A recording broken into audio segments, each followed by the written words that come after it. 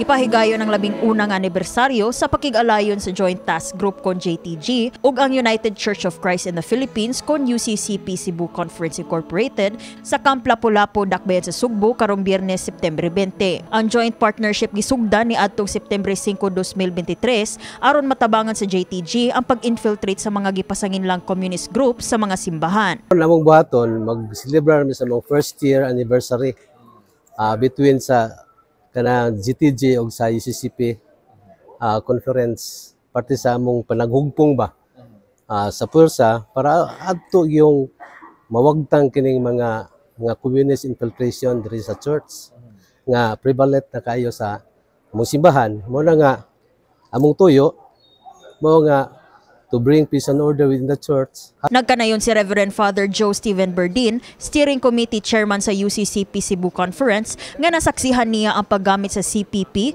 NPA, NDF o ang New People's Army Rebellion sa simbahan sa pagtanom sa ilahang agenda sa paglagpot sa gobyerno. Ingon si Berdin nga base sa iyahang nasaksihan, gamiton sa mga communist groups ang simbahan isip o sa kataguanan, kakuhaan sa ilahang kwarta o sa pag-recruit.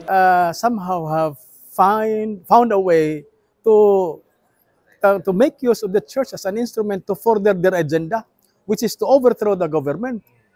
Although ang among mga obispo, ang mga leaders have denied it time and again, it is a fact nga nagamit yun siya, and I stand as a witness to that. Midetalye ang core member sa katawhan, simbahan ug kagamhanan Arthur Tariman sa ilahang investigasyon bahin sa uban nga mga miyembro sa UCCP nga adunay network sa NPA. Sa among pag-imbestiga, in-up mi nga na-discover na mga pwede nakuha kay sa network sa sulod sa simbahan UCCP, sa CPP, NPA, NDF.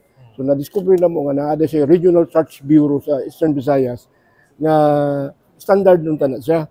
So naay mga personality gikan sa Leyte nga nawa po dito as early as 2001-2002. Nagkauyo ng mga leader sa maong simbahan nga dako pa ang ilahang trabahoon aron maluwas ang uban pang mga simbahan nga aduna pay impluwensya sa communist groups.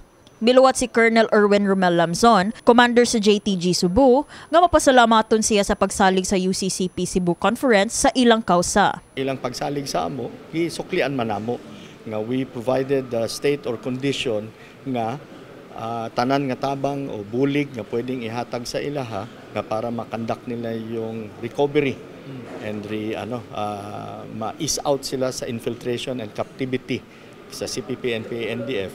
So when I assumed, na-realize na ako nga ito pala ang critical o center of gravity for the Cebu Party Committee. Kini si Eliza May Piñaranda, alang sa May TV, Cebu.